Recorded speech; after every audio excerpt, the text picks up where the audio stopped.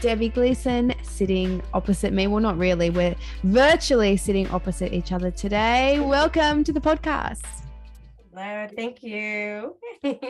Where are we finding you? Remind me, where exactly are you? I am in Alabama in the US. And what's that like? Woo, girl. Well, so I'm originally I lived in DC. I grew up in DC, and then I went to school in Chicago. So I don't know if you're familiar with that at all, but Chicago's like the windy city. So it's freezing cold, snow, you get all four seasons pretty much. But here, Alabama, I'm going to describe it just rainy, muggy, hot. Yeah, a lot of rain. It's such an interesting thing when we move, and I've been a person that I've moved quite frequently, probably a little too frequently. Mm-hmm. Yes. Within my life, and just the way that we see just different kind of, I guess, segments of our life representing just different things, maybe different iterations of self, different expressions of self. If Alabama was holding space for something in particular within you or within your life right now, can you reflect on what that might be? It's kind of hard when we're in the middle of it. Yeah, you can. Yeah, I think that's such a good point and metaphor in a way. I recently see it more as a way to surrender and to I guess answer to a different calling or to other people's needs. I guess being here is more because of my children and my family, but if it wasn't for them, I'd be elsewhere. I'd be a city girl. So I think it's really about kind of letting go, really just kind of going with the flow, surrendering, like I said. Yeah. Surrender, and I think also selflessness are words that Yes, we understand logically and we can conceptualize it, but the actual integration and embodiment of both of those things can feel hard. Do you want to speak on any insight you have into that? Yeah. I'll tell you, when I first came down here, I had a lot of frustration and it turned into resentment. I had actually just turned down a job in Chicago. They were promoting me to be a assistant director at a nursing home. And that was actually a goal of mine. And so it was going to lead me to a whole other path. And then I had my first child. We didn't have a lot of help in Chicago. We had no family, either me or my husband. So it was kind of just us.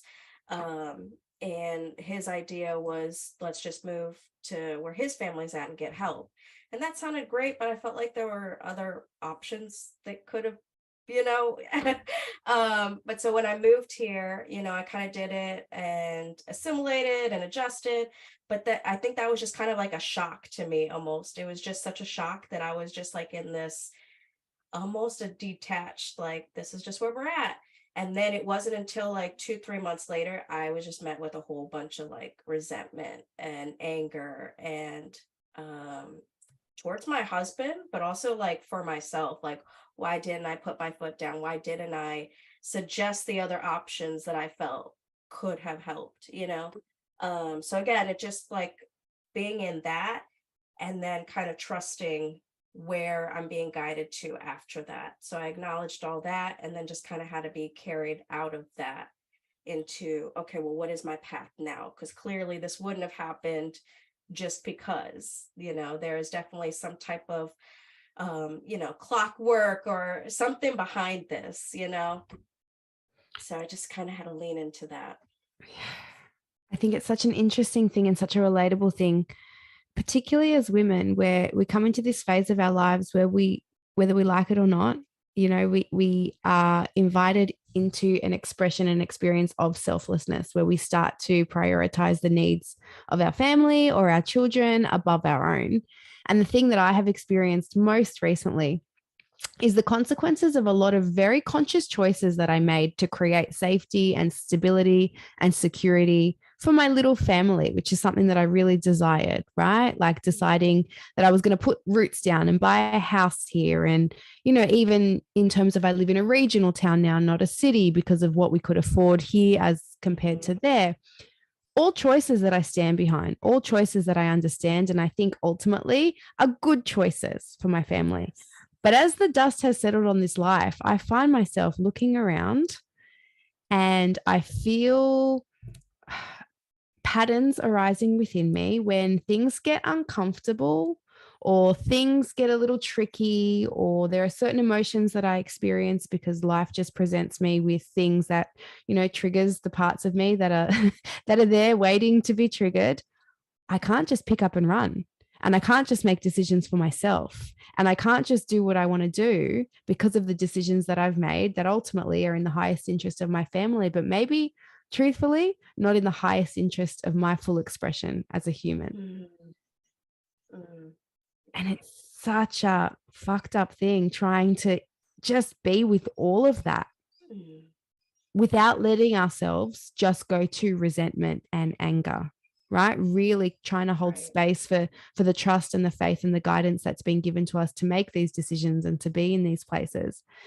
And I just want to speak to the fact that it's hard. It's really hard. Very. I think too, when, because even now there's times like even talking about it, it was like I felt it again a little bit, like a little nudge, it just like taking me back. But I think it's also a good reminder of where we need to care for ourselves, just like a pain in the body, like, oh, my back hurts. Well, maybe I should go lay down. Or maybe I shouldn't have lifted the thing that I lifted earlier today. Like it's just kind of this nudge of like, where do I actually need to care for myself? Maybe I need to like uplift myself a little bit more, encourage myself, or remind myself of all of the things that I've done in the time that I was here.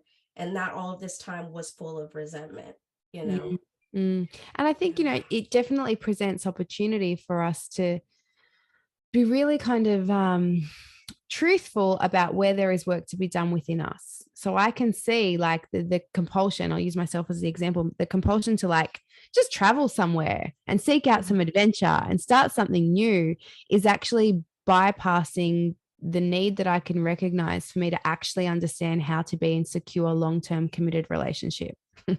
Yes. Right? Yes. Right. Relationship with all things, not just my husband, like relationship with my business as it stands, relationship with my community as it is. How do I get past that initial kind of like, I don't know, meet and greet phase of life and actually get into connected, committed relationship? And I recognize myself, I've never done that. Life has presented me as a child with this kind of normalization of every 4 to 5 years, everything kind of changes. And that's been hard for a lot of reasons, but also it's become like supportive of me not feeling like I ever have to work things out because things are just going to change. And if things aren't good, I can just pick up and move and try something new somewhere else. So I'm really in a season right now where I'm like, oh shit, I'm being invited to find out what it means to stay.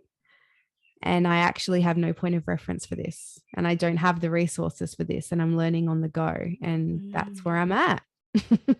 It's funny you point out like that pattern in yourself, because it just like, I just had a flash in myself too of me always kind of bending in a way for somebody else. So like, just the example between me and my husband, I definitely could have, presented other options or tried something different at that time.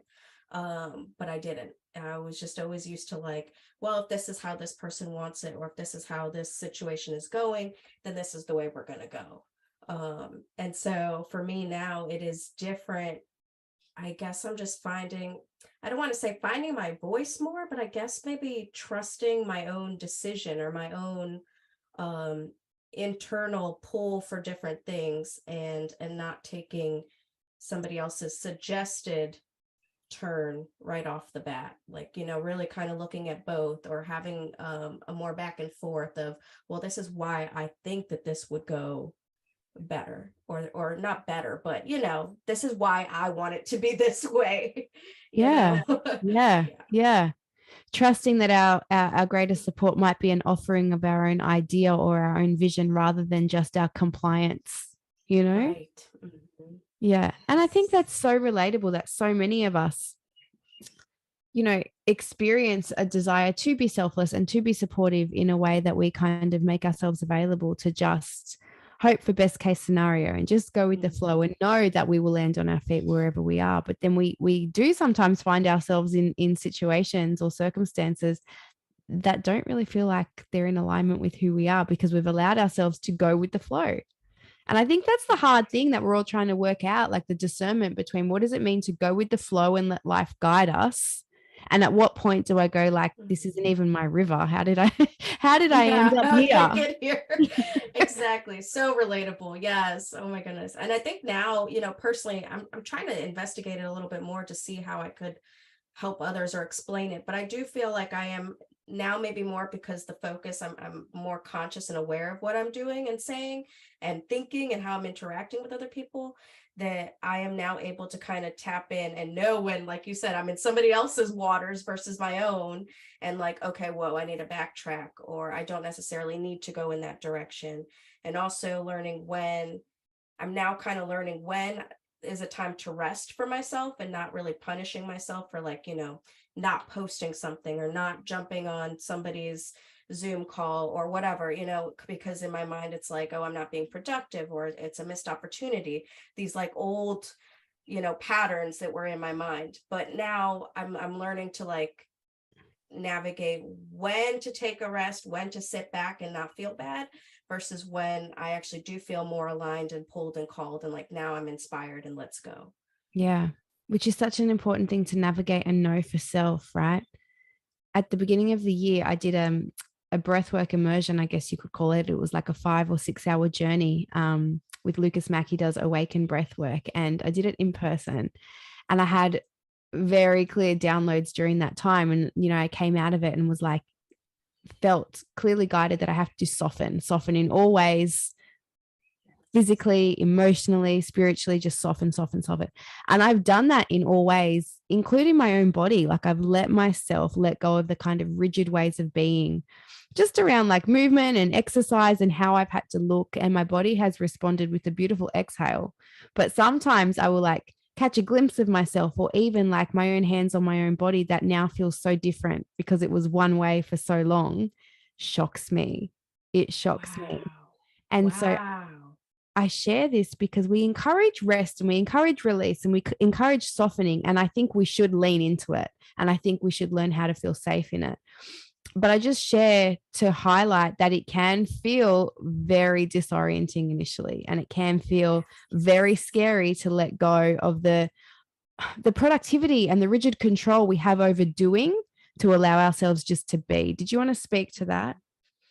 I guess that's kind of what I was trying to say before. I think you spoke it more beautifully, but I agree. I think sometimes too, I've noticed with myself, if I am giving myself more of that compassion and that time, and I'm doing it or responding a little bit quicker to that, rather than, second guessing or pulling up the old feeling of not being productive or something. I actually am able to, I think, kind of align to something bigger, or have like another spark kind of come up, and feel more passionate and driven because I've given myself that rest. Mm. Mm.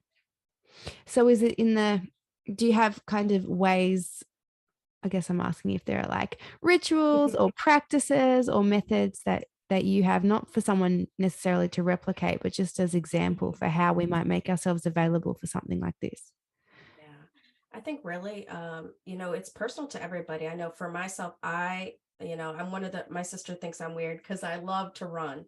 I love running. She's like, that's so weird. Like, but for me, it's running. When I run, I'm like meditative. Like I get into like such a zone that it's almost like I could tell you, like, sometimes I get so into it that I don't even feel like I'm in this body. Like I'm somewhere else.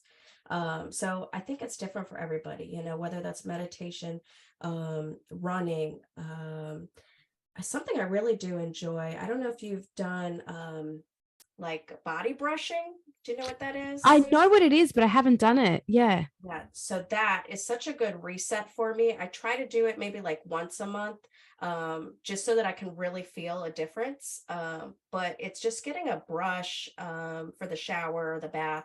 And what you do is you kind of spiral, or like do a circle.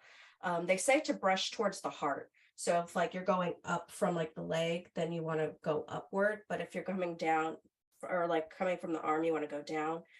So you always want to go in the direction of the heart, depending on where you're brushing from.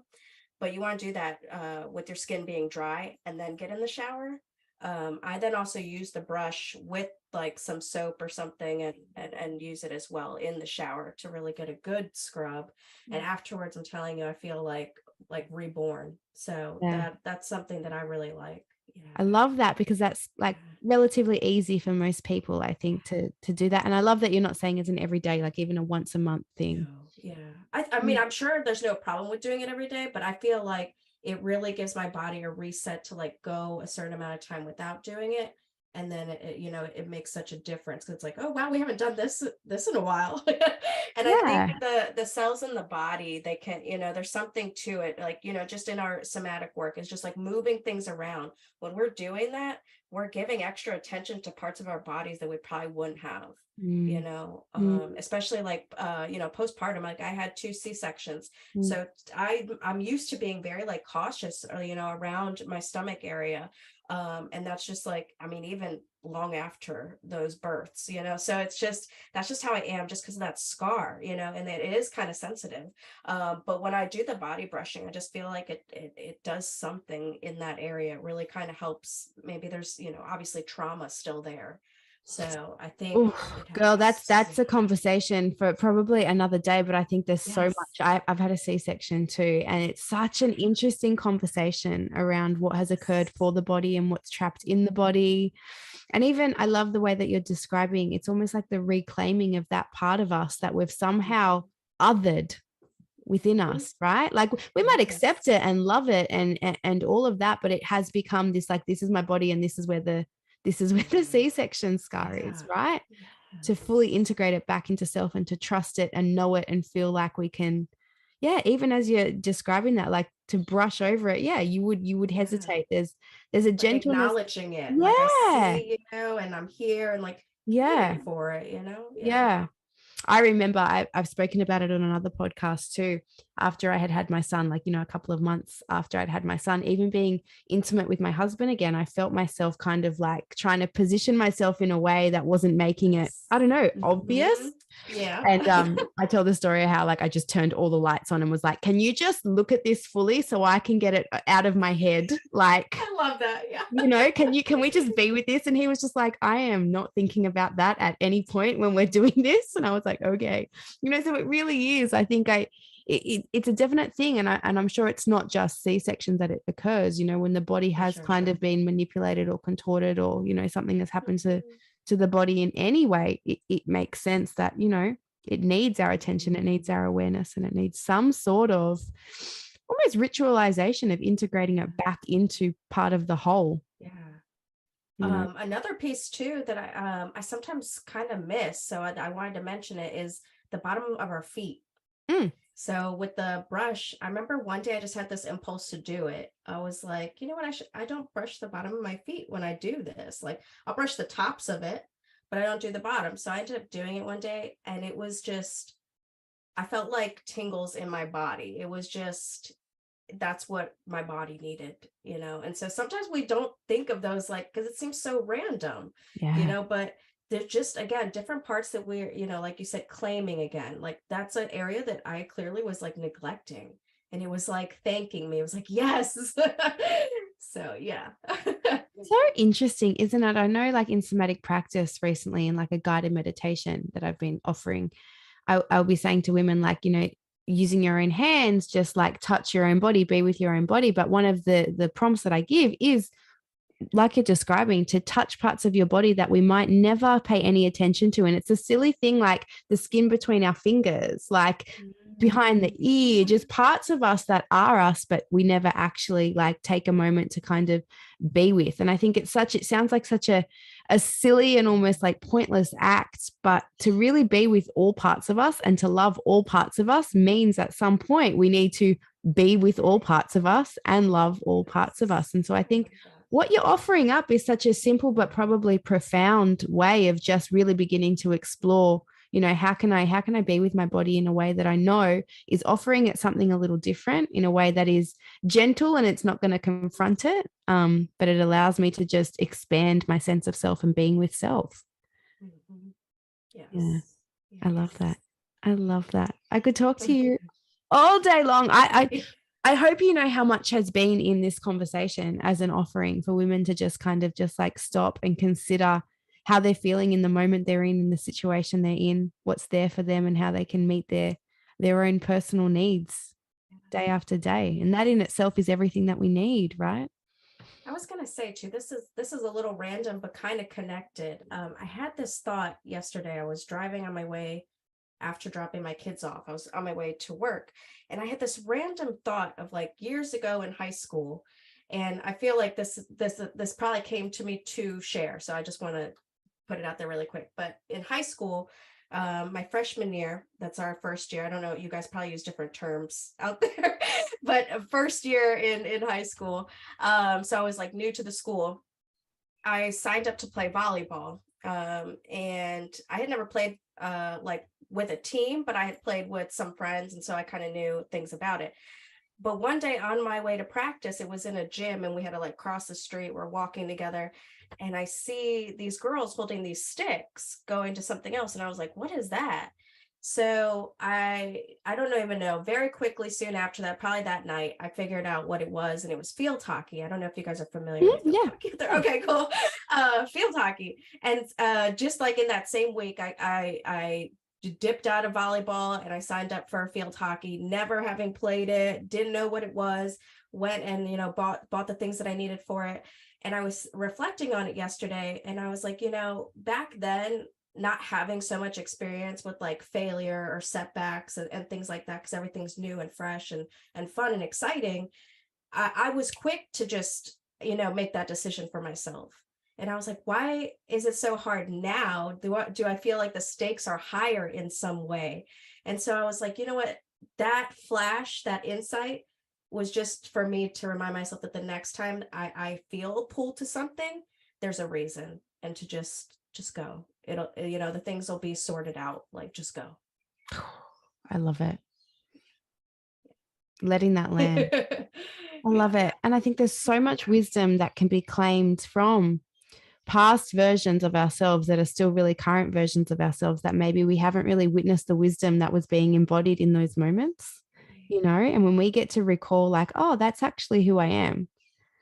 I'm capable of that. I've done that. We had a big family wedding recently, and my son, who's 4, just took to the dance floor like he was just made for it. Like, I'm talking, there was like a whole circle of people around him cheering for him, and homeboy was just like living his best life, soaking it all up, free expression, dancing, zero fucks. And I looked at him and just remembered so clearly, like, yeah, that's the level of confidence and certainty and just free spiritedness that I once embodied too. Like, that's how I came. That's how I came. And I think, I won't get into it. I think that's how most of us come. But for me, it directly being my own son and just watching him do something that has not been taught to him, has not even necessarily been obviously encouraged. It just came so innately through him. Just to have just that moment where I looked at him and let him be his own little being, but really appreciated the reminder, like, yeah, I came like that too. That's not very far removed from me. Was a nudge I needed for all of the times that I sit back a little, or I tell myself that I'm feeling some kind of way. Maybe I'm feeling shy or unsure or uncertain if I can show up. And it was just a beautiful reminder to be like, bitch, come on. You know exactly who you actually are. Like, turn the camera on and let's go. Don't even pretend. So I think it's beautiful when we can look back at, the decisions that we've made or the things that we've experienced and remember and reclaim who we came as before the world or experiences may have convinced us otherwise. Exactly. Yes. Debbie, where can people get in contact with you, learn more from you, see what you are putting out and offering through you into the world? Where's the best place to find you? On Instagram. That's where I'll stay for now. We'll branch out soon. Yeah. You're on TikTok too, though, right? I see you on TikTok. I am. Yeah. Sometimes I merge the stuff over, but I'm not. Okay. I'm practicing being more tech savvy, so we'll expand there soon.